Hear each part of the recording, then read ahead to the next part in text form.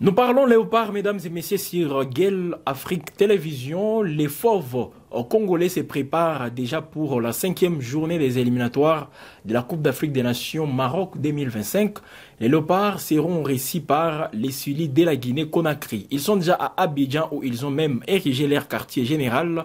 Nous tenons à préciser que le sélectionneur Sébastien Desabre a à sa disposition tous les joueurs convoqués, sauf Yohan Wissa, lui qui est retenu dans son club parce qu'il a connu une blessure. Alors il sera donc entré d'être suivi par son club, donc il ne sera pas encore une fois il ne sera pas là pour les matchs contre la Guinée et contre l'Éthiopie. Voilà, mesdames et messieurs, il n'a pas aussi été remplacé. Donc sur les 26 joueurs convoqués par les sélectionneurs Sébastien Desabre, 25 ont répondu à l'appel. Ils sont déjà à Abidjan, ils ont participé tous à la première séance d'entraînement. C'était hier mardi dans la soirée et on a vu en tout cas une équipe des léopards avec justement une bonne atmosphère au sein justement de l'équipe.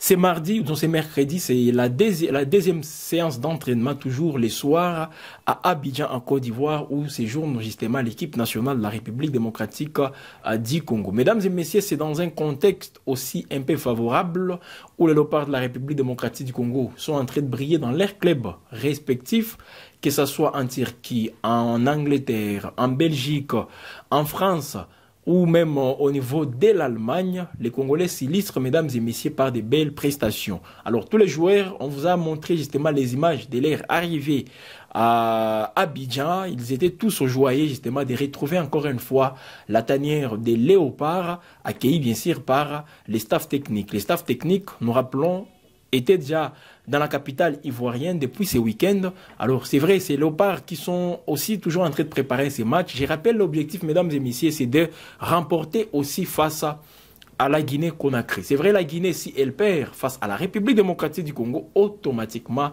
elle sera éliminée de la Coupe d'Afrique des Nations. Donc, pour la Guinée-Conakry, ça passe par cette victoire contre les léopards de la République démocratique du Congo. C'est vrai, ils seront en train d'observer tout ce qui se passe entre la Tanzanie et l'Éthiopie. Mais comme l'Éthiopie paraît comme l'adversaire le plus prenable dans le groupe, c'est dans ces contextes, mesdames et messieurs, que ça se joue. La deuxième place se joue beaucoup plus entre la Tanzanie et la Guinée. La RDC est déjà qualifiée, comme vous le savez, avec 12 points.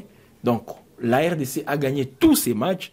Pour les 2 matchs restants, l'objectif, c'est aussi de les remporter. À défaut de les remporter, l'équipe nationale de la République démocratique du Congo est appelée à garder cette première place. Donc on termine cette campagne des éliminatoires en étant premier de ces groupes H.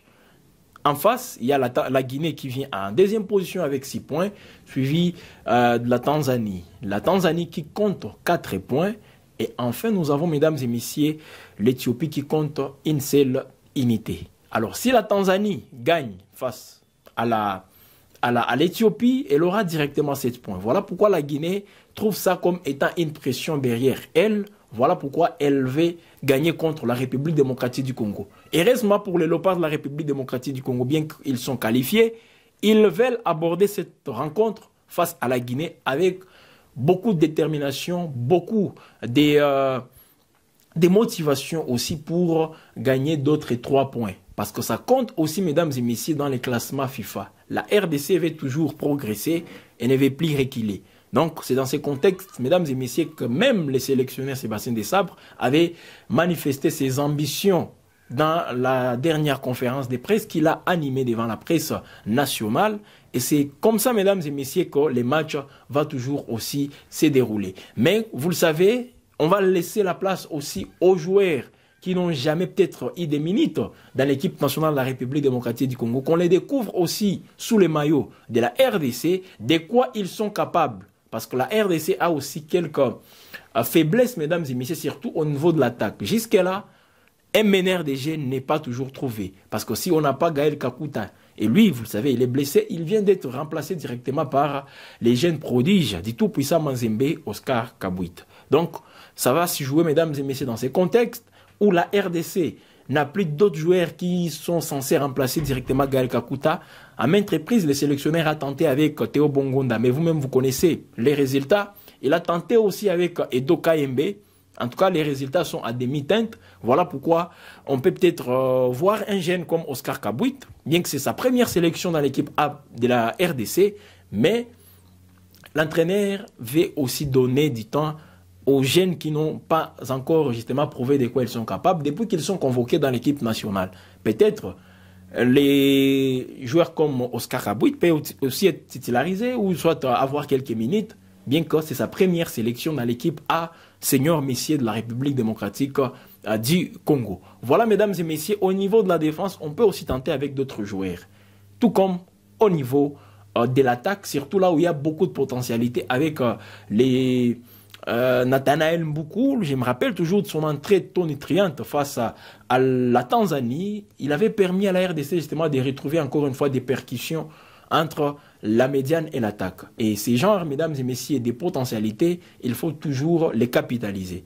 Et peut-être avec les deux matchs qu'on va jouer, d'abord les 16, parce qu'il faut aussi préciser la date, c'est les samedi 16 dans la soirée, samedi 16 novembre dans la soirée, que les Léopards de la RDC vont croiser les fers face au Sili de la Guinée Conakry. Et après, les 19, soit les mardis de la semaine prochaine, les Léopards vont recevoir les Walias de l'Éthiopie, considérés comme toujours la lanterne rouge de ces groupes. Et là, il faut donc terminer en beauté cette campagne, en battant l'Éthiopie, surtout en produisant aussi un jet qui peut rassurer les Congolais pour la prochaine campagne de la Coupe d'Afrique des Nations au Maroc. Parce que jusque-là, tous les matchs joués à Kinshasa, ça a laissé les publics dans l'air soif, mesdames et messieurs. Alors, les peuples veulent voir la République démocratique du Congo, l'équipe nationale, aborder ces matchs avec beaucoup de détermination, surtout les contenus du jeu. On veut voir une équipe de la RDC. C'est vrai, gagner, c'est le premier objectif, mais il faut aussi donner de l'espoir à ces publics qui viennent toujours assister aux rencontres, qui payent aussi des billets. Comme vous le savez, ce n'est pas moins cher, hein, les billets, surtout à Kinshasa. Donc, les publics veulent voir aussi les contenus, veulent voir les footballs. Je ne peux pas dire le football champagne, mais un football qui peut plaire encore une fois au public. Et je crois que l'entraîneur, dont le sélectionneur Sébastien Desabre et tout son groupe travaillent déjà pour que les Léopards atteignent déjà ces seuils. Je me rappelle lors de la CAN en Côte d'Ivoire, les Léopards avaient un jeu aussi séduisant. Bien que dans la phase des groupes, on avait terminé avec 3-0, synonyme de 3 points. Mais pour la suite, mesdames et messieurs, avec ces éliminatoires, les points, on s'est rassuré en se qualifiant déjà, ce qui est bon. Mais pour ces matchs, je ne demande pas qu'on puisse gérer. Non, on doit jouer aussi dans l'esprit de gagner. Et après, il faudra à ce qu'il y ait aussi un jeu qui rassure, un jeu qui donne de l'espoir encore une fois à ces grands publics de la République démocratique du Congo. Mesdames et messieurs, voilà ce qu'on peut retenir. Donc les Léopards se sont entraînés pour la première fois en terre ivoirienne. C'était hier, mardi, dans la soirée. C'est mercredi, voilà, c'est la deuxième séance qui est aussi prévue toujours dans la soirée avant de défier les samedis les Sili de la Guinée-Conakry qui ont besoin justement de ces 3 points pour conserver leur deuxième place et voir comment est-ce qu'ils vont aborder les matchs contre la Tanzanie qui sera considérée comme la finale de ce groupe. Un match qui va se jouer à Dar es Salaam. Mesdames et messieurs, voilà donc ce qu'il faut retenir. Toute cette semaine, on va revenir justement sur l'actualité des Léopards en les décryptant, mesdames et messieurs, les points faibles, mais également les points forts. Et je crois que vous serez édifiés avant que les matchs ne puissent se dérouler les samedis. Au même moment, donnez-nous vos impressions par rapport à l'ambiance qui règne justement dans l'équipe nationale de la République démocratique du Congo. On va se retrouver justement demain pour une autre production sur la chaîne panafricaine. Nous vous disons merci de nous avoir suivis.